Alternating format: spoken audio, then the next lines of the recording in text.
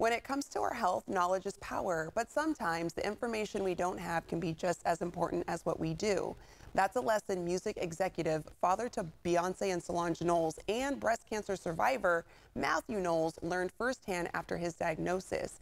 Now he's on a mission to encourage more people to take a closer look at their family health history and be proactive about their well-being. Let's welcome Mathew Knowles and Ruth Tennant, Senior Product Scientist for 23andMe. Welcome to you both. Thanks for joining us this morning.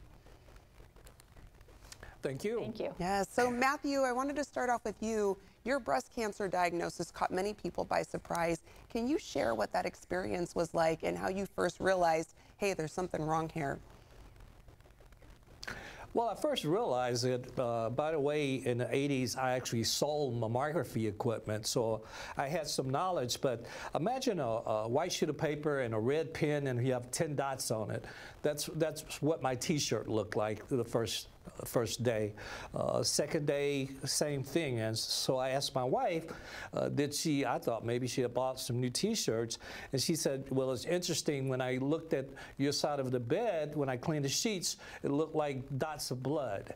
And that was one of the signs in my training for male breast cancer. So I sort of knew immediately that there was a possibility of having male breast cancer. And then during surgery, I took a genetic exam, and that's when I understood that I was what we call BRCA2 variant, which means I have a higher risk prostate cancer, melanoma, pancreatic cancer, and male breast cancer. Oh, wow. So, I mean, you saw those signs early on. You looked further into it. I mean, many of us don't think about cancer risk beyond what we see in our families. How did you start piecing together the bigger picture of your own health history, Mathew? Well, it was with genetic testing that I was able to put the picture together.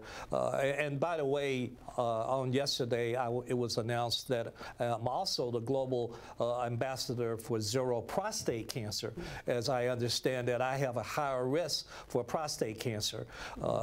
Many of us don't realize that 1 in 8 women in our lifetime will be diagnosed with breast cancer, but 1 in 8 men in their life will be diagnosed with prostate cancer.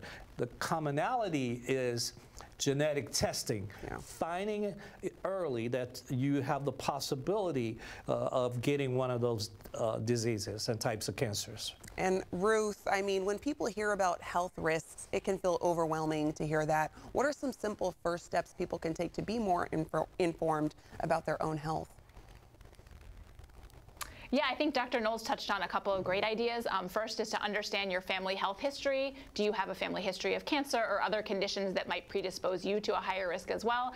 And then also genetic testing can be important. So for example, we know that about 50% of people with a BRCA variant don't have a family history that would qualify them for clinical genetic testing. So I think those two are two great ways. And also just being, proactive about your health, healthy lifestyle, talking with your clinician, all of those things can be really important. Yeah, and Ruth, I mean, there's a lot of misunderstanding about who's at risk for different types of cancer, especially in men. What's one thing you wish more people knew? Yep. I wish people knew that anyone can have a BRCA variant, regardless of their ancestry, their ethnicity, whether they're male or female. You can have other types of genetic variants in different genes. So just, knowing that anyone can be at risk, and it's important to have that conversation with your clinician to get the ball started. Yeah, and it sounds like it's important to look into genetic testing as well. Mathew, this journey has been personal for you, but you've turned it into a larger mission. What's next in your advocacy for health awareness? Well, that's what I just said.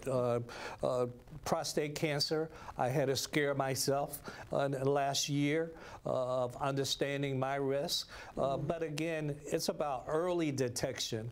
And that's what genetic testing allows, is early detection and being used as a tool for early detection. Yeah, well, it's important that we're having these conversations now so more people are aware of it. Mathew and Ruth, thank you so much for your time and enlightening our viewers more about genetic testing. I'm going to let our viewers know where they can go for more information. You can revisit this information by heading to our website shortly at yourcalifornialife.com.